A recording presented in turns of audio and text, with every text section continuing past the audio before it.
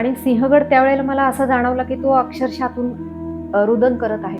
कारण ज्या ठिकाणी ही पार्टी जिथे कुठे चालली असेल तर त्या ठिकाणी होऊ शकतं एखाद्या मावळ्याचा हात पडलेला असेल, त्याचं मस्तक तिथे पडलेलं असेल. असं होऊ शकतं की एखाद्या क्रांतिकारकाचं तिथे रक्त अक्षरशः लोंढा झिरपला असेल. असं होऊ शकतं, आपल्याला काही माहिती नाहीये. त्याचा साक्षीदार फक्त आणि फक्त तो सिंहगड आहे. बरोबर. मी अनेक शपथा बघितल्या आणि एक ती पण शपथ बघितली की स्वराज्यासाठी अवघ्या 15व्या वर्षी घेतलेली. आणि आता मी अशा पण शपथा बघत आहेत की माझं लग्न जर अमक्या मुलाशी करून दिलं नाही तर मी आई वडील भाऊ बहीण सगळ्यांना जेलमध्ये घालेन, किंवा मला जर मोबाईल दिला नाही किंवा मला जर माझी मागणी पूर्ण केली नाही तर मी घर सोडून जाईल, किंवा मग मी आत्महत्या करेल. आई वडिलांनी ह्याच्यासाठी जन्म दिलाय का आपल्याला की तुम्ही आत्महत्या करावं? तुमचं मृत शरीर फासावर लटकलेलं पाहण्यासाठी आई वडिलांनी तुम्हाला जन्म दिलेला नाहीये. दुर्दैवाने इथली जेठाई स्वतःहून ताब्यात जात आहे, स्वतःहून पळून जात आहे. माझं काही गोष्टींना ऑब्जेक्शन नाहीये. तुमचं आयुष्य आहे, तुम्ही स्वतंत्र आहात. पण तुम्ही काय करत आहात हे बघण्यासाठी तरी छत्रपती शिवाजी महाराजांचा अभ्यास करा आणि काय करू नये यासाठी छत्रपती संभाजी महाराजांना आत्मसात करा. त्यावेळेला मला कुठेतरी असं वाटलं की छत्रपती शिवाजी महाराजांनी आईसाहेबांच्या पोटी जन्म का घेतला असावा? असं काय आहे त्यांच्यात आणि आपल्यात वेगळं? नमस्कार, शमिका होसगे या पॉडकास्टवर तुम्हा सर्वांचं हार्दिक स्वागत. आपल्याकडे आलेलं आजचं व्यक्तिमत्व अगदीच वेगळं आहे. मुलखा वेगळी व्यक्ती आहे. ती माझी मैत्रीणच आहे. तिचा स्वभाव अगदी शांत आहे, पण इतकी सुंदर लेखिका आहे. एखाद्या विषयानं जर ती पेटून उठली की डायरेक्ट असं काहीतरी भन्नाट तिच्या हातून झालं. एक कादंबरी लिहिली आहे तिनं, गर्भित हुंकार. ही कादंबरी याचा नायक दुसरं तिसरं कोणी नसून आपले छत्रपती शिवाजी महाराज आहेत आणि त्यांचे आऊसाहेब आहेत. इतिहासाची अतिशय सुंदर जाण आहे तिला, तिचा अभ्यास आहे, वाचनाची भरपूर आवड आहे आणि तिच्यातून हे फार मोठं कार्य झालेलं आहे. समर्थांनी तिच्यातून हे कार्य घडून आणलेलं आहे. आज तिला मी खास आमंत्रित केलेलं आहे माझ्या पॉडकास्टवर. माझ्याकडे आलेलं व्यक्तिमत्व आहे साक्षी समीर खडकीकर.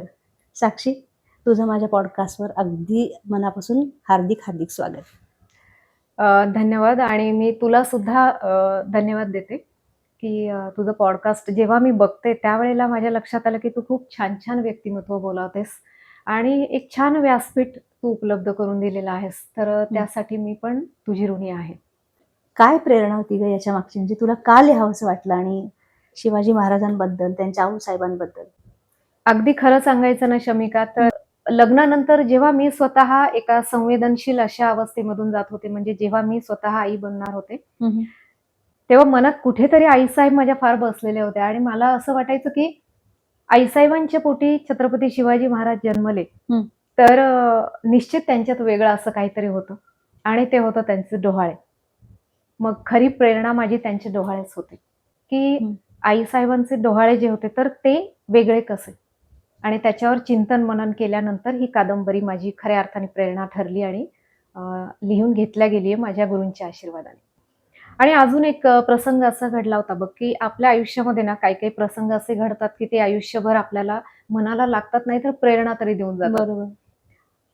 मराठवाड्यामध्ये गोलापांगरी म्हणून गाव आहे. मी जालन्याला जात होते, प्रवास करत होते.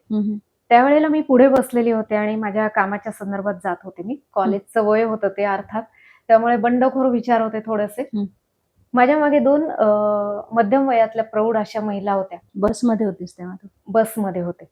आणि त्यावेळेला त्यांच्यामध्ये चर्चा चालू होती की त्या महिलेला कोणीतरी सांगितलेलं होतं की तिच्या मुलाला फौजेत घाल म्हणून, सैनिक कर म्हणून. तर त्या दोघींचा संवाद असा माझ्या कानी पडला की छत्रपती शिवाजी महाराज जन्मावेत पण आपल्या घरात नको. माझा मुलगा मला सैनिक करायचा नाहीये. आणि तो प्रसंग माझ्या आयुष्याला कलाटणी देणारा ठरला आणि माझ्यासमोर सैनिक देखील आपले उभे राहिले. आपलं सैनिक आपण का व्हायचं नाही? बलिदान द्यायचं तर ते महाराजांनीच कशामुळे? आईसाहेबांनीच का त्याग करायचा? असा प्रश्न त्यावेळेला माझ्या बंडखोर मनाला पडला. पण जेव्हा मी स्वतः आई बनणार होते किंवा त्या अवस्थेतून जात होते, त्यावेळेला मला कुठेतरी असं वाटलं की छत्रपती शिवाजी महाराजांनी आईसाहेबांच्याच पोटी जन्म का घेतला असावा? असं काय आहे त्यांच्यात आणि आपल्यात वेगळं की महाराजांनी त्यांच्याच पोटी जन्म घ्यावा?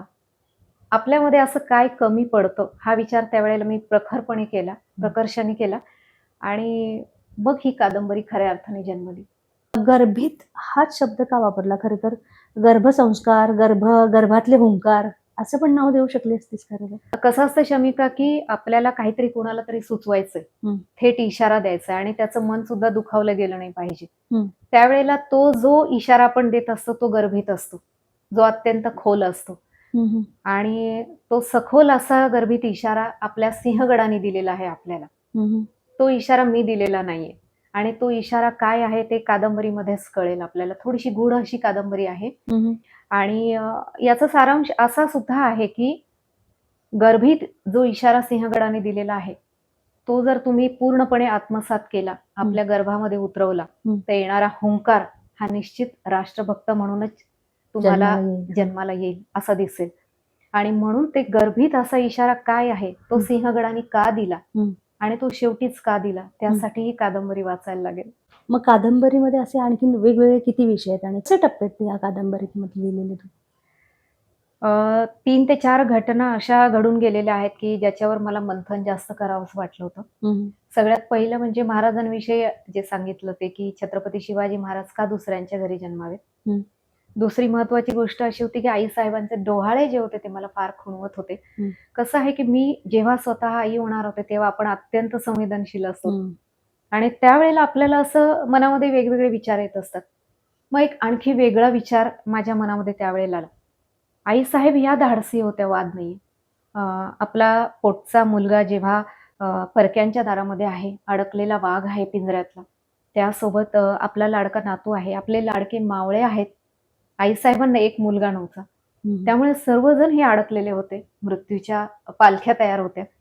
अशा अवस्थेमध्ये कुठलीच आई आपलं सगळं जात असताना सोडून इतरांचा विचार करणार नाही, असं मला वाटतं एक सामान्य स्त्री म्हणून. परंतु त्यावेळेला आईसाहेब जात्याच धाडसी होत्या, त्यामुळे त्यांनी रांगणावर सुद्धा आपण पाहिलेलं आहे, की घेण्याचा प्रयत्न केलेला आहे. आईसाहेबांनी आपला मुलगा समोर नसताना, तो येईल की नाही हे माहीत नसताना, शाश्वती नसताना सुद्धा अनेक लग्न लावलेली आहेत स्वराज्यातल्या मुलींची. त्यानंतर त्यांनी अनेक रकमा देऊ केलेल्या आहेत. कडी-कुलपं आपली जी निखळलेली होती, गडाची बुरुज वगैरे ढासळलेली, सगळी दुरुस्त केली आणि रात्रंदिवस चिंता कोणती केली, तर माझं अपत्य वापस येईल की नाही ही चिंता नाही केली आईसाहेबांनी. तर माझ्या स्वराज्यामध्ये माझा मुलगा इथे नसताना, महाराज इथे नसताना माझी रयत उपाशी झोपू नये, ही काळजी त्यांनी घेतली. म्हणजेच त्यांचा धाडसीपणा आपल्याला अत्यंत भावतो, बरोबर? बरोबर. ही एक बाजू झाली. मी ह्या बाजूचा विचार नाही केला. कारण हे आपल्याला माहिती आहे. इतिहासाने आपल्यासमोर हे ठळकपणे मांडलेले आहे. आपण त्यांचे चाहते आहोत, निस्सीम भक्त यासाठी आहोत, की त्यांचा धाडसीपणा आपल्याला भावतो. पण जेव्हा मी स्वतः एक आई म्हणून त्या अवस्थेमध्ये होते, तेव्हा माझ्या लक्षात आलं, आईसाहेबांनी कुठेतरी अश्रू ढाळले असतील ना. आपण त्यांचा युगमाता म्हणून विचार करतो जास्त. बरोबर, एक बाजू बरोबर. बघतो. आपण त्यांचा असा विचार का करत नाही बरं, की शेवटी त्या एक आई होत्या. बंद दाराआड त्यांनी जे अश्रू ढाळलेले असतील, त्या लक्ष अश्रूंचा हिशोब इतिहास कधीच मांडत नाही. चंद्र, सूर्य त्याला साक्षीदार नाहीयेत. कारण आईसाहेब आपल्याला नेहमी असं वाटतं, की फक्त आपण धाडसीपणाचा विचार करावा. त्यांचा शूरपणाचा, त्यांच्या कार्याचा विचार करावा. त्या समिधा होत्याच म्हणून स्वराज्याचा यज्ञ पेटून उठला. बरोबर? पण हा विचार आपण का करत नाही, की शेवटी त्या एक आई होत्या. आणि एक स्त्री पण होते. एक स्त्री होत्या.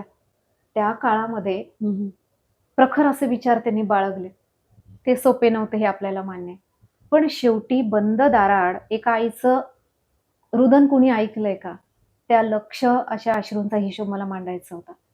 ही एक महत्वाची गोष्ट होती, की मी संपूर्ण कादंबरीभर आईसाहेबांचे अश्रू मोजणारा तराजू शोधत होते. अर्थात तो सापडला की नाही ते तुम्हाला त्यात बघायला मिळेल. इतिहासाच्या पानावर ना आपल्या जेठाई पोहोचणं भारतभर फार महत्वाचं आहे असं मला वाटलं. जेठाई म्हणजे काय? जेठाई किंवा ज्येष्ठापल्ली ही जी होती, देवगिरी साम्राज्य होतं आपलं, जे अत्यंत प्रगत, अत्यंत श्रीमंत असं राज्य होतं आपलं, ज्याची चर्चा भारताच्या बाहेर देखील म्हणजे भारतवर्षाच्या बाहेर देखील होत होती. आपण असं म्हणतो ना, की इतिहास हा मुखातून सुद्धा श्रवत असतो. तसं माझ्याही घरी तो पाझरत होता. माझे काका पायाने अपंग होते खरं तर, पण इतिहासाची त्यांना प्रचंड आवड होती. त्यामुळे ते आम्हाला इतिहासाच्या गोष्टी खूप समजावून सांगायचे. मनाने अतिशय खंबीर असे माझे काका, मला त्यांनी इतिहास जास्त अंगामध्ये भिनवला हम्म. आणि वडिलांनी तो ठसवला. त्यांच्या मुशीत मी घडले. हम्म. तर काकांनी मला एक गोष्ट जवळ बोलावून सांगितली होती, की "तू काहीही हो, पण ज्येष्ठापल्ली किंवा जेठाई होऊ नकोस." तेव्हा माझ्या कानावर पहिल्यांदा तो शब्द म्हणजे आदळला असं म्हणायला हरकत नाही. हम्म. कोण असेल ही जेठाई? मग मी विचारलं, चौकशी केली. हम्म. तेव्हा त्यांनी असं सांगितलं, की जेठाई म्हणजे एक स्त्री रूप आपण धरूया. आताच्या काळाशी सुद्धा तू त्याला कनेक्ट करू शकतेस. हम्म. तर त्यावेळेला भारतवर्षामध्ये अशी चर्चा होत होती, की ती जेठाई किती भाग्यशाली असेल, तिचा पती किती भाग्यशाली असेल हम्म. आणि त्या राज्याचा जावई, या भारतवर्षाचा तो जावई किती भाग्यशाली असेल. ती मुलगी किती मोठं भाग्य घेऊन जन्माला आली असेल, हम्म. जेठाई. कारण हम्म. असं म्हणतात, की ती चालायला लागली तरी सुद्धा सोन्याची पावलं उमटत होती. आपल्याला माहिती आहे कादंबरीत तो उल्लेख पण आहे, की आपण किती श्रीमंत हम्म. होतो खरं तर हम्म. आणि सर्व दृष्टीने होतो आपण. हम्म. तर त्यावेळेला असं झालेलं होतं, की ती जेठाई म्हणजे सर्वांनी हेवा करावा एवढंच तिच्या मागे कुबेरधन होतं. हम्म. परंतु आपला बेसावधपणा नेहमीप्रमाणे आपल्याला नडला आणि सगळं काही असून सुद्धा बेसावधपणामुळे तिला अल्लाउद्दीन खिल्जीने उचलून नेलं शूरवीर भावासमोर आणि बेसावधपणामुळे शांत बसलेल्या वडिलांसमोर सुद्धा. त्यावेळेला भारतवर्षाने लगेच स्वतःची भाषा बदलली हम्म. आणि असं म्हणायला सुरुवात केली, की तू काहीही हो, पण जेठाई होऊ नको. आणि कदाचित त्यानंतर असं म्हणतात, की ज्येष्ठापल्ली कुणी नाव ठेवलं नसेल. मला ती जेठाई आता सुद्धा खुणावते. फक्त ती आपण आजूबाजूला दुसऱ्या देशामध्ये बघत आहोत. हम्म. 350 वर्षाचा तो काळा इतिहास ती जेठाई जशी सांगत होती, हम्म. तिचा पानोपानी मी शोध घेतलेला आहे. शेवटपर्यंत या कादंबरीमध्ये मी त्या जेठाईचा पाठलाग केलेला आहे. हम्म. आणि मला असं वाटतं, की जेठाई आता भारतामध्येच नाहीये, तर भारताबाहेर देखील आहे. ती काय आहे, कशी आहे, तिचा शोध लागला की नाही, ते सगळं यामध्ये कळेल. पण तिचं उत्तर मला कुणीच दिलं नाही. तिचा शोध लागला नाही आणि जो काही लागला, तो मला सर्वात शेवटी सिंहगडानेच दिलेला आहे. कारण त्याचं एकमेव उत्तर आणि साक्षीदार आपला सिंहगडच देऊ शकतो. सिंहगडाशी कसं काय नातं जुळलं तुझं? इतकं तुला आपलेपणा का वाटतो सिंहगडाविषयी? अगदी स्पष्ट खरं बोलू, हम्म. एक बातमी माझ्या वाचण्यात आलेली होती. अर्थात त्यावेळेला रेव पार्टी काय असते हे मला माहिती नव्हतं हम्म. किंवा त्या संदर्भात विशेष असं काही माहिती नव्हतं. पण एवढं एक कळत होतं, की रेव पार्टी म्हणजे काहीतरी वाईट असावं. हम्म. आणि जेव्हा मी ती बातमी वाचली, त्यावेळेला मला थोडंसं जरा वाईट वाटलं. सिंहगडाविषयी जास्त वाईट वाटलं. आणि माझा प्रत्येक गोष्टी तू जसं म्हणालीत, की तू कमी बोलते पण विचार जास्त करते. तर तसंच आहे हे. माझा अंतर्मनात शिरण्याचा स्वभाव प्रत्येकाच्या, की मी त्या बरोबर. जागेवर स्वतःला ठेवून प्रयत्न करते, की आपण त्याचं मनोगत जाणून घेऊया. त्या भूमिकेमध्ये जाण्याची त्या सवय भूमिकेमध्ये तुला. जाण्याचा प्रयत्न जास्त करते. हम्म. मग मी स्वतःला सिंहगड समजले. कारण माझं मन अतिशय हळवं आणि अंतरंगी असं झालेलं होतं विचार करण्याचं जेव्हा मी आई होत होते. तेव्हाचे हे विचार आहेत सगळे. आणि सिंहगड त्यावेळेला मला असं जाणवलं, की तो अक्षरशःतून रुदन करत आहे. कारण ज्या ठिकाणी ही पार्टी जिथे कुठे चालली असेल, तर त्या ठिकाणी होऊ शकतं एखाद्या मावळ्याचा हात पडलेला असेल. त्याचं मस्तक तिथे पडलेलं असेल. असं होऊ शकतं, की एखाद्या क्रांतिकारकाचं तिथे रक्त अक्षरशः लोंढा झिरपला असेल. असं होऊ शकतं. आपल्याला काही माहिती नाहीये. त्याचा बरोबर. साक्षीदार फक्त आणि फक्त तो सिंहगड आहे. बरोबर. मला ती घटना अंतर्बाह्य हादरून गेली, की अरे, ज्या पवित्र सिंहगडावर सुभेदारांचं मृतदेह म्हणजे अक्षरशः आपण त्या अवस्थेमध्ये त्यांनी पाहिलेलं आहे. तर ते बलिदान कुणासाठी घडलेलं होतं? आपल्यासाठीच घडलं की नाही? त्यांचा स्वार्थ मुळीच नव्हता तो. तर ज्या ठिकाणी ती रेव पार्टी घडलेली असेल, तर त्या ठिकाणी आपल्याला माहिती नाही, की इतिहासाने तिथे किती बलिदान दिलेलं असेल. आणि म्हणून ती घटना माझ्या मनावर फार कोरल्या गेली आणि मला माहिती नाही का, पण तेव्हापासून सिंहगडाचं अंतर्मन जाणून घेण्याचा प्रयत्न करावासा वाटू लागला. आणि मला इतिहासाची जी उत्तरं मिळाली, ती सगळी या कादंबरीमध्ये मग सिंहगडाकडूनच मिळाली. इथे माणसाला माणसाच्या मनातलं कळणं खूप अवघड झालंय. इथे साक्षीसारखी लेखिका, जो वर्षानुवर्ष अभेद्य असा सिंहगड उभा आहे, त्याच्या अंतर्मनात जाऊन डोकावते. हे नुसते विचारच नाहीयेत, तिने खऱ्या अर्थानं तिचं मनोगत त्या सिंहगडासोबत बोललेलं किंवा त्याच्या भूमिकेत जाऊन विचार केलेलं सगळं या कादंबरीत लिहिलेलं आहे. हो. कौतुक आहे साक्षी तुझं. आणि अभिमान वाटतो. एक स्वतःला ती हाऊसवाईफ समजते, पण अर्थात हाऊसवाईफ होणं सुद्धा फार सोपं नाहीये. सगळ्यात मोठी जबाबदारी आणि त्या जबाबदाऱ्या पार पाडत अशा टाईपची कादंबरी तुझ्या हातून निर्माण होते. फार मोठी गोष्ट आहे. मी जेव्हा ही कादंबरी वाचत होते ना, तेव्हा मुख्यत्वे करून मला एक जाणवलं, की डोहाळ्यांविषयी तू त्याच्यात डिफरन्शिएट केलंय. आत्ताच्या मुलींचे डोहाळे कसे असतील किंवा आपले डोहाळे कसे होते आणि आऊसाहेबांचे कसे होते जेव्हा महाराज पोटामध्ये होते. हो. तर ते कसं काय सुचलं तुला आणि काय नक्की सांगायचं प्रेक्षकांना सांगशील? अगदी खरं सांगायचं ना, तर आईसाहेबांचे डोहाळे मला जेव्हा मी स्वतः त्या संवेदनशील अवस्थेतून जात होते, त्यावेळेला मला जास्त त्यावर प्रकर्षाने विचार करावासा वाटला. आणि आईसाहेबांच्या पोटी छत्रपती शिवाजी महाराज जन्मले, तर निश्चित त्याच्यामागे प्रखर प्रेरणा जी होती, ती त्यांच्या डोहाळ्यांची होती. मला असं वाटायचं महाराजांनी आईसाहेबांनाच का निवडलं असेल किंवा आईसाहेबांनी महाराजांसारखाच पुत्र का मागून घेतला असेल? तर सगळ्यात महत्त्वाचं त्याचं कारण होतं त्यांचं प्रखर असं जे डोहाळ्यांचं स्वरूप होतं ते होतं. "मला सांग शमिका, वाघावर बैसावेसे वाटते." हं. असं आपल्याला वाटतं का कधी? ते पण आपण बघ असं समजतो की किती मोठं हे ओझं आहे, मला पेलायला लागतंय. खरंय. या सगळ्या गोष्टीचे त्रास मलाच का होतात? निसर्ग किती क्रूर आहे. मला या सगळ्या गोष्टी पेलाव्या लागतात, त्रास खरंच होतो. असा विचार बऱ्याचदा महिलांच्या मनामध्ये येतो. हो. पण आईसाहेबांनी त्याचंच दुधारी शस्त्र केलं. म्हणजे त्यांनी काय केलं, की त्यावेळेला नको त्या बातम्या त्यांच्यापर्यंत पोहोचत होत्या. हं. जेव्हा की आपण असं बघतो, की पोटामध्ये बाळ असताना आपण ही काळजी घेतो, की त्या स्त्रीला काही वाईट गोष्ट करू नये. हं. पण आईसाहेबांना अत्यंत वाईट घटना नेमक्या त्याच काळामध्ये समजल्या. मग असं काय होतं, की ज्यामुळे त्या पेटून उठल्या, तर त्यांनी प्रखर जे संकल्पाचे डोहाळे स्वतःच्या मनी बाळगलेले होते, की हं. तेव्हा ते पाप होतं.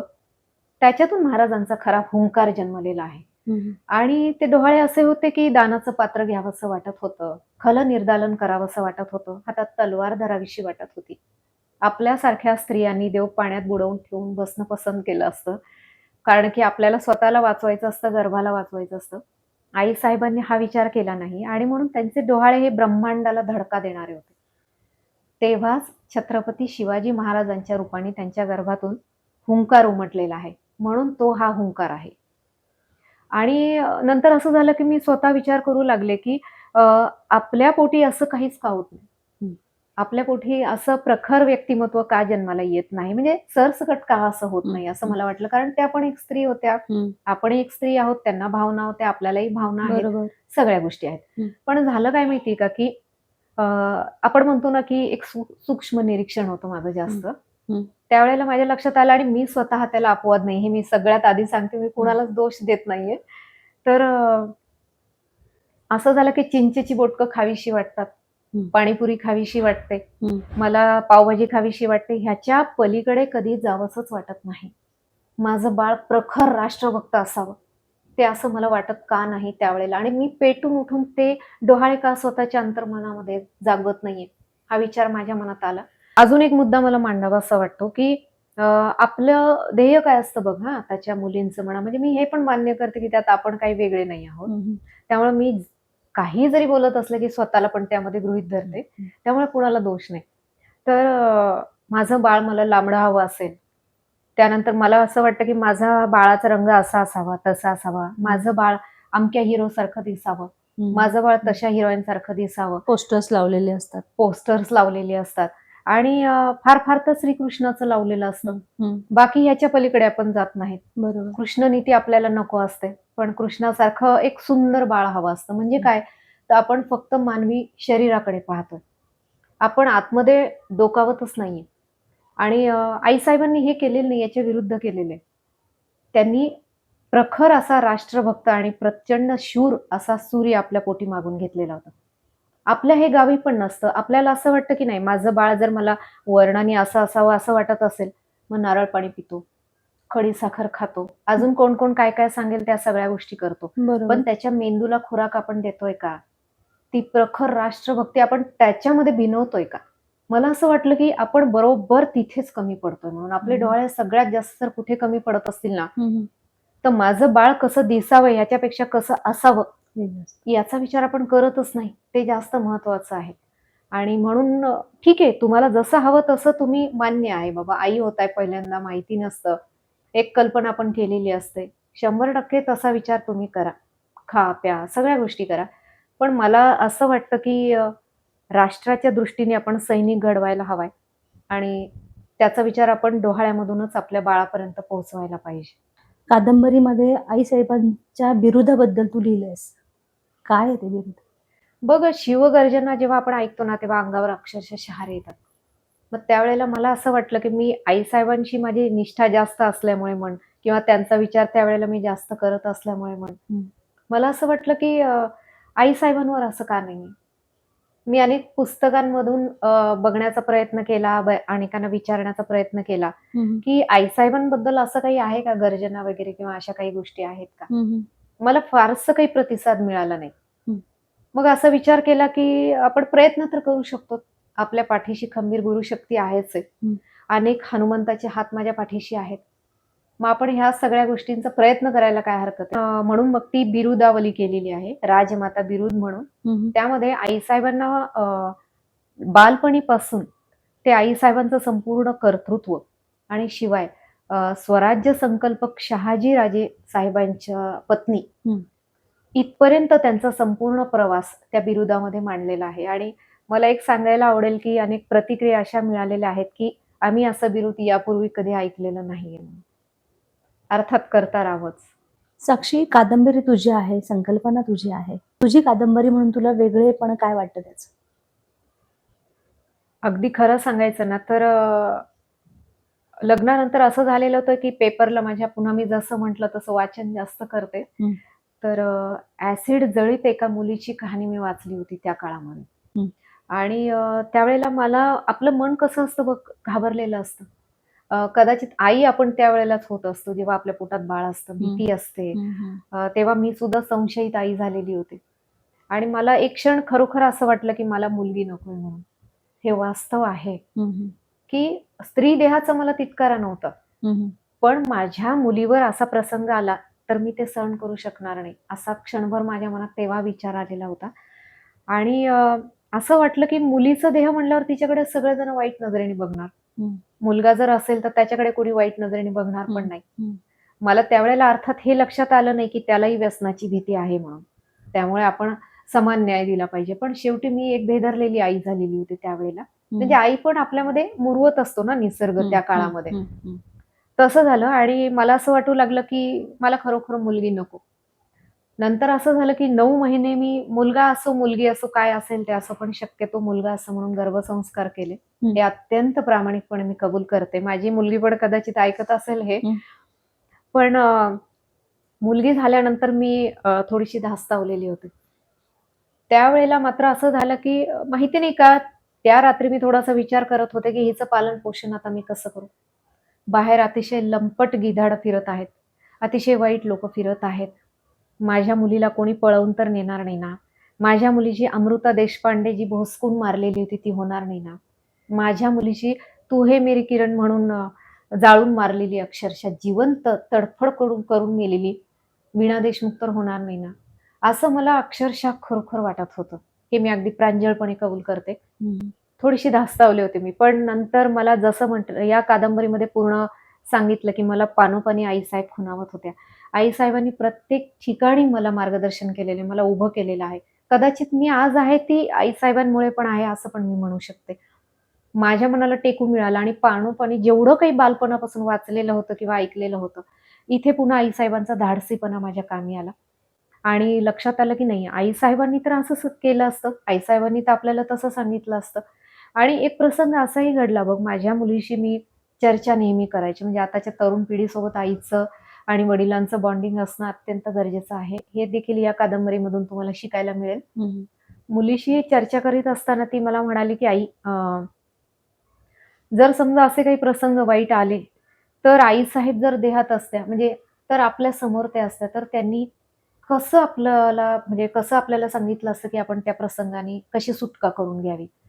मला तिचं खूप कौतुक वाटलं, की एवढी छोटी मुलगी सुद्धा असा प्रश्न विचारू शकते आताच्या काळामध्ये. हं. हं. आणि मग मी पुन्हा त्या भूमिकेमध्ये शिरले, की आईसाहेबांनी कसं आपल्याला सूचना दिल्या असत्या, कसं प्रखर प्रबोधन केलं असतं आणि आपल्या काही गोष्टी ज्या चुकतायत त्या कशा समोर आपल्याला सांगितल्या असत्या. कारण बेसावधपणा जो आईसाहेबांना प्रचंड तिरस्कार होता की ज्या हम्म. बेसावतपणामुळे 350 वर्ष आपण झुंजत होतो, काळ रात्र पाहत होतो. ती काळ रात्र पुन्हा येऊ नये म्हणून त्यांनी वारंवार आपल्याला इतकं मोठं कार्य करून ठेवलेलं आहे की त्यांनी आपल्याला तेच सांगितलेलं आहे की तुम्ही सावध राहा म्हणून. हम्म. तर तो सावधपणा नेमका काय आहे? हम्म. आता आईसाहेब तर देहात नाहीयेत, त्या समोर येऊन आपल्याला सांगू शकत नाहीये आणि आपल्याला तर उत्तर त्यांच्याकडूनच मिळवायचे आहेत. म्हणून इथे वेगळा असा थोडासा मुद्दा मांडला की स्वप्न दृष्टांत मांडलेला आहे की आईसाहेब त्यावेळेला माझ्या घाबरलेल्या संशयित आईला प्रत्यक्ष स्वप्नामध्ये येऊन काय समजावून सांगतात, कसं हितगुज साधतात आणि मला कसं त्या तयार करतात, एका मुलीची जडणघडण करण्यासाठी आईला कसं तयार करतात. मला असं वाटतं की तरुण ज्या मुली आहेत ना, ज्या भावी माता आहेत आणि भावी पिता देखील आहे, कारण आईची एकटीची जबाबदारी अगदी नाहीये बरं का संस्कार करणं. त्यासाठी होणाऱ्या वडिलांनी सुद्धा हवं ते खाद्य पुरवायला पाहिजे, त्या गोष्टीचं मार्गदर्शन करायला पाहिजे आणि 50-50% हा सहभाग असतो. त्यामुळे कसं आहे की दोघांच्याही विचारांनीच गर्भ घडतो असं मला वाटतं. दोघांचा सहभाग तितका गरजेचा आहे आणि म्हणून त्यावेळेला स्वप्न दृष्टांत त्यामध्ये घातलेला आहे, तर त्यांनी तो निश्चित वाचावा. मला असं वाटतं तो वाचल्यानंतर निश्चित कळेल की एका मुलीचं जडणघडण कशी असते, तिला कसं सांभाळावं. आणि दुसरी गोष्ट म्हणजे असं काही नाही की पुरुषाचा देह म्हणजे त्याला भीती नाही, त्याला वेगळ्या प्रकारची भीती आहे. तर ती भीती काय आहे ते आईसाहेब या कादंबरीमधूनच आपल्याला सांगतात की मुलीला एकटीला भीती नाहीये, मुलाला सुद्धा तेवढीच भीती आहे संगोपन करताना. तर त्याचं निराकरण कसं करायचं, त्या समस्येचं कसं सोडवायचा तो प्रश्न. तर त्या प्रश्नाची संपूर्ण उकल आईसाहेबांनी स्वप्न दृष्टांतातून केलेली आहे. मला असं वाटतं की हा प्रश्न थोडासा वेगळा आहे किंवा हा प्रसंग जो आहे तर तो थोडासा वेगळा ठरेल असं वाटतं, कारण की आईसाहेबांनी आपल्या समोर बसावं, उभं राहावं आणि आपल्याला सगळ्या प्रश्नांची धाड उत्तरं द्यावी, असं कधी वाचनात नाही आलेलं माझ्या. बरोबर. तो प्रसंग मला थोडासा वेगळा वाटतो. आणि दुसरी गोष्ट म्हणशील तर यातली जेवढी काही चित्र आहेत, तुला काय वाटतं किती वर्षाची मुलगी असेल किंवा कोणती स्त्री असेल ती? कुणी काढली नाही माहित असेल? नाही, पण त्यातली जी आतलं जे आऊसाहेबांचं चित्र पाहिलं ते अप्रतिम आहे. म्हणजे ते प्रेक्षकांना सांगशील की नक्की ते कोणी काढलं? मला सांगायला आनंद होईल की दक्षा कुलकर्णी म्हणून आहे. 18 वर्षाची मुलगी आहे फक्त.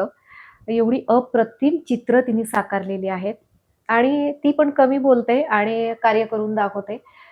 तर तिला मी फक्त सांगत होते की त्या काळामध्ये जा, अशी कल्पना कर. या सगळ्या गोष्टी सर्व कल्पनेद्वारे फोनवर झालेल्या आहेत. तिला खरंच. कुठल्याही प्रकारचं उदाहरण मी दिलेलं नाहीये. फक्त मी तिच्यासमोर बोलून चित्र उभं करायचं आणि तिने ते साकारलं एवढंच आहे ते. यामध्ये आणखी 2 चित्र आहेत बरं का. एक हसणारा रायगड. जेव्हा की राज्याभिषेक होतो त्यावेळेचा रायगड, जो हसत होता, तो मी तिला सांगितलं होतं. फक्त वर्णन करून सांगितलं, बाकी तिने तिचं चित्र काढलेलं आहे. आणि एक आईसाहेब जेव्हा गेल्या त्यावेळेला रडणारा रायगड असं चित्र आहे. ते दोन्हीही तिने अतिशय चपखलरित्या बसवलेलं आहे. आजकाल आपण ना फॅन्सी ड्रेसमध्ये जेव्हा बघतो, ऐतिहासिक चरित्र जेव्हा आपण निवडतो, तर त्यावेळेला आपण आईसाहेबांसारखी हातात तलवारही घेतो, नथ घालतो, फेटा घालतो, कुड्या घालतो. आईसाहेबांसारखा शेला सुद्धा घेतो, गुलाल सुद्धा उधळतो.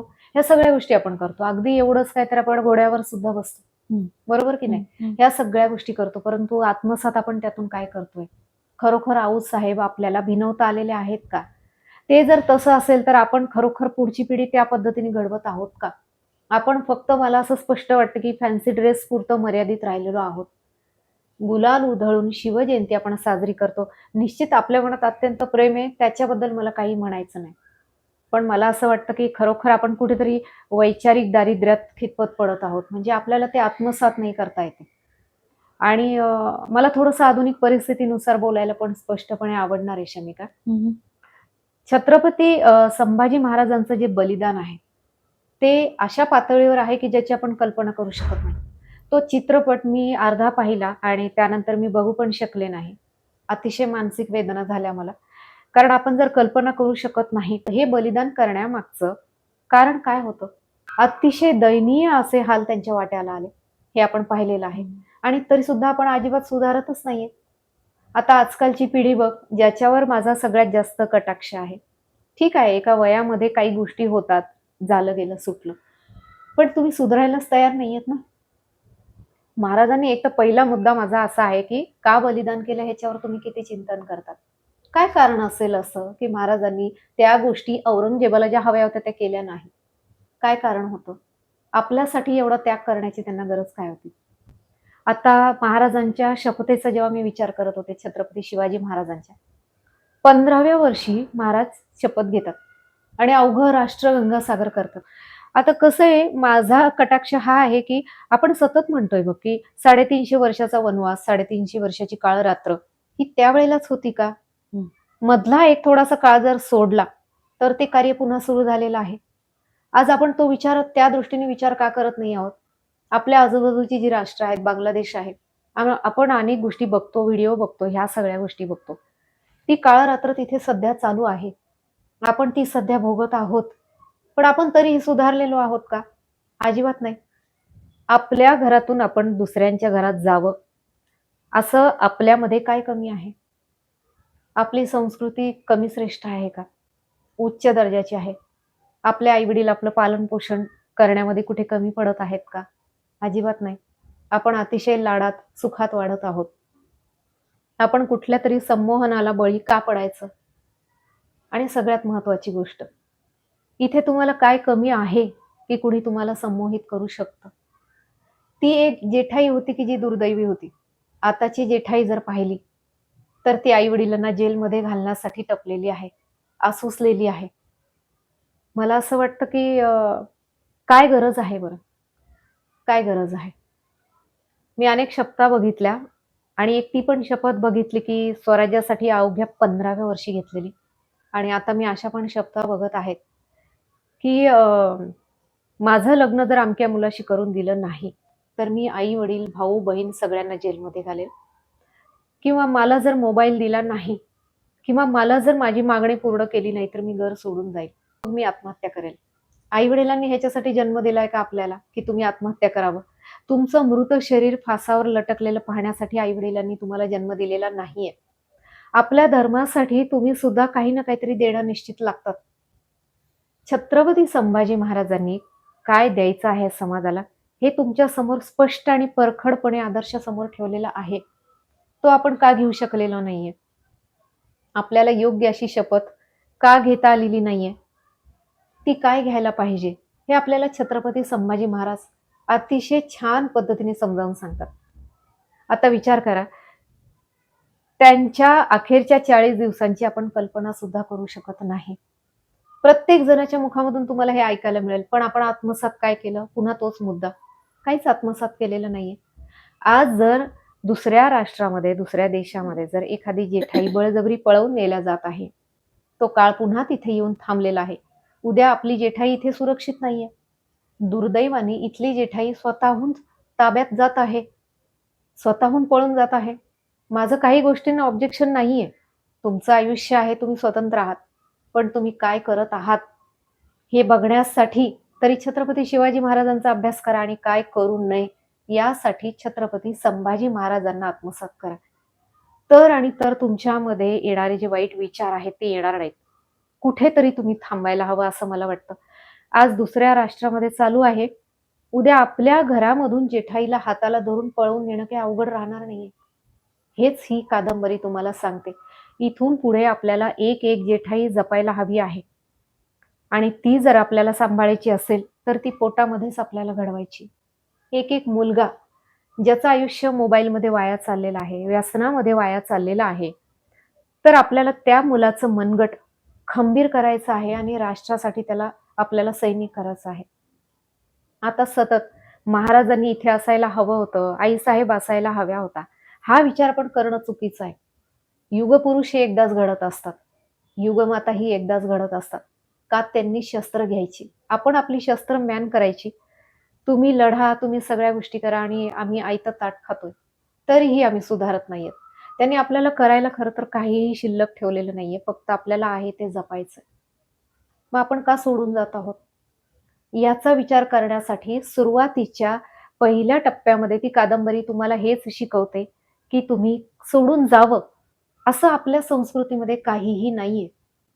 आणि का धरावं, आपल्या संस्कृतीची मुळं का घट्ट धरावीत, तर ते सुद्धा ही कादंबरी तुम्हाला शिकवून जाते. या पुस्तकाच्या कव्हर पेजकडे पाहिलं की काहींचा असा गैरसमज होऊ शकतो की ही गर्भसंस्कारासाठी कादंबरी आहे. हो. पण मग गर्भसंस्कारासाठी असेल तर मग इथे किल्ला काय करतोय आणि हा भगवा काय करतोय, ह्याच्या मागचं काय कारण सांगशील? अगदी छान असं सांगायचं जर झालं ना मला, तर अ, ज्यावेळेला आपण या अवस्थेमध्ये असतो, हं. म्हणजे भावी माता असं म्हणू शकतो आपण. कारण तिथून पुढे राष्ट्र निर्मिती होत असते. आपण जे काही घडवू ते राष्ट्राला समर्पित होतंय. मग ते चांगलं असो किंवा वाईट असो, या दोन्ही पण गोष्टी. हं. त्यावेळेला आपल्या विचारांमध्ये असं मोठमोठे सत्पुरुष असावेत, युगपुरुष असावेत किंवा मी असं म्हणेल, की राष्ट्रपुरुष ज्यांना आपण मानतो, महाराजांसारखे असतील. प्रत्येकाचा हिशोब वेगळा असेल, की कोण कोणाला मानत असेल, ते राष्ट्रपुरुष तुम्ही मानू शकतात. हं. जर हे असे मोठे विचार तुम्ही आपल्या समोर ठेवले, तर आपण शिल्लक राहणार आहोत. हा माझा कटाक्ष आहे. आणि तसं जर करायचं असेल, तर गर्भाचा हुंकार ऐकण्यासाठी तुमची विचारांची उंची सुद्धा तुम्हाला वाढवावी लागणार आहे. त्यामुळे यामध्ये औषध पाणी वगैरे असं काही नाहीये. योगासनं करावी वगैरे असं काहीही नाहीये. फक्त तुम्ही कुठले विचार भिनवायला हवेत, हे प्रखरपणे मात्र मांडलेलं आहे चालू काळानुसार. आणि म्हणून जर समजा तुम्हाला तुमची संस्कृती टिकवायची असेल, देश टिकवायचा असेल आणि सगळं जर काही आपल्याला जे मिळालेलं आहे पिढीजात, तयार ताट, ते जर टिकवायचं असेल, तर त्यासाठी आपल्याला असा उच्च विचार करणं अत्यंत गरजेचं आहे. म्हणून हा किल्ला इथे मी अधोरेखित केलेला आहे. त्याच्यामागची संकल्पना पूर्ण तीच आहे, की थोर पुरुषांची चरित्र वाचा. हं. थोर ज्या महिला आहेत, त्या सर्वांची चरित्र वाचा आणि त्या सगळ्या तुम्हाला ह्याच्यामध्ये भेटतील. यामध्ये सर्व स्त्री रेखा तुम्हाला भेटतील, ज्यांनी कार्य केलेलं आहे त्या. हं. त्या विजेच्या रूपामध्ये तुम्हाला भेटतील. कारण ही कादंबरी गूढ आहे, तर त्या तुम्हाला काहीतरी सल्ला देतात शेवटी. तो आत्मसात करण्यासाठी हे चित्र आहे. तो विचार आपण पोटामध्येच भिनवायला हवा. आधीपासून तयारी करायला हवी राष्ट्र घडवण्याची. म्हणून हे संपूर्ण चित्र आहे. ही फक्त गर्भवतीसाठी कादंबरी नाहीये, तर सगळ्या संपूर्ण म्हणजे तरुण मुला-मुलींसाठी सुद्धा ही कादंबरी आहे. ज्येष्ठांसाठी सुद्धा आहे. एक गर्भित इशारा सुद्धा यामध्ये आहे. हं. म्हणून हे मुखपृष्ठ आम्हाला घ्यावंसं वाटलं. या प्रवासामध्ये तुला कोणाकोणाची मदत झाली? सज्जनगड निवासी माझे गुरु महाराज आहेत, की ज्यांच्याकडून ही मला प्रखर प्रेरणा मिळालेली आहे. मी धाडस करू शकलेली आहे आणि त्यांच्याशिवाय हे ओंकाराचं कमळ पुष्प अधुरं राहिलं असतं. त्यासाठी 11 दिवसाची साधना देखील त्यांनी करून घेतलेली आहे. आणि ही कादंबरी योगायोग असं, की बंद पडली होती. मला पुढचा विषय पूर्णपणे सुचत नव्हता. हं. तेव्हा माझ्या अधिकारी गुरु महाराजांनी मला 11 दिवसाची साधना दिली आणि तेव्हा ही कादंबरी पूर्ण झाली. हं. त्यामुळे मी असं समजते, की याला प्रभू श्रीरामचंद्रांचं बळ आहे. हं. अर्थात माझ्या सद्गुरूंच्या आशीर्वादाशिवाय हे कुठेही शक्य झालं नसतं. त्यामुळे मी माझे आई-वडील आणि गुरु महाराजांनाच ही समर्पित केलेली आहे. दुसरी महत्त्वाची गोष्ट अशी आहे, की माझा वर्गबंधू आहे श्री शंकर जाधव, जे शिवव्याख्याते आहेत. हं. त्यांनी आपण म्हणतो ना, की सगळ्या अर्थाने त्यांनी मला मदत केलेली आहे. पाठीराखा बंधू ज्याला म्हणतो आपण, तसा तो माझ्या पाठीशी उभा राहिलेला आहे. हं. आता बलिदान मासमध्ये देखील तो याचं वितरण काही स्त्रियांना करणार आहे स्वखर्चातून. हं. त्यानंतर सौ साळुंके मॅडम म्हणून आणि नारायण गायकवाड सर, ज्यांनी मला अनेक पुस्तकं वगैरे पुरवली होती. तर त्यांची देखील मला अतिशय मोलाची मदत झालेली आहे. ओंकारदादा नेर्लेकर यांनी सुद्धा मला प्रगल्भ व्हा अशी सूचना केलेली होती आईसाहेबांविषयी बिरुद लिहिताना, हं. की अतिशय साधे शब्द वाटतायत. तर प्रगल्भ व्हा, भूमिकेत शिरा, असा परखड इशारा त्यांनी मला दिला आणि मग मी सुधारले खऱ्या अर्थाने. हं. त्यानंतर सौरभदादा देशपांडे यांचा उल्लेख करेल आणि दिलीपदादा महाजन यांचा सुद्धा उल्लेख करेल मी. आणि ज्ञात अज्ञात असे अनेक हात माझ्या पाठीशी होते. माझ्या वडिलांनी मला यासाठी इतिहासाची जडण-घडण करायला शिकवलेलं आहे. त्यांचं मार्गदर्शन होतं. हं. त्यामुळे या सगळ्यांचा मी ऋणनिर्देश करते. कारण त्याच्याशिवाय ही कादंबरी पूर्णत्वाला आली नसती. आणि मला असं वाटतं, की आईसाहेबांनी हे शिकवलेलं आहे, की आपला वसा दुसऱ्याला आपण दिला पाहिजे. यामध्ये जी प्रतिभा आहे, तर अशा असंख्य स्त्रिया समाजामध्ये आहेत.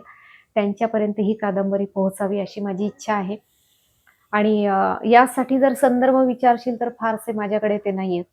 कारण आपण म्हणतो ना, की वाचनातून इतिहास स्रवत असतो. ऐकण्यातून तो समजतो. शिल्पलेखातून आपल्याला कळतो. तर सुवर्णाताई निंबाळकर यांचं जे पुस्तक आहे राजमाता जिजाऊ साहेबांवर ते हं. वाचलेलं आहे मी आणि बाबासाहेब पुरंदरे लिखित छत्रपती शिवाजी महाराज यांचं देखील मला मदत झालेली आहे आणि छोटी-मोठी अशी भरपूर पुस्तकं मी वाचलेली आहेत. तर त्या सर्वांचा देखील मी ऋणनिर्देश करते. तुझ्या या प्रवासासाठी आणि अशा अनेक कादंबऱ्या तुझ्या हातून निर्माण व्हाव्यात. नवीन-नवीन व्यक्तिरेखा समाजाला कळाव्यात. आत्ताच्या पिढीची जडणघडण तुझ्या विचारांप्रमाणे व्हावी. तुला अनेक अनेक शुभेच्छा. खूप खूप धन्यवाद.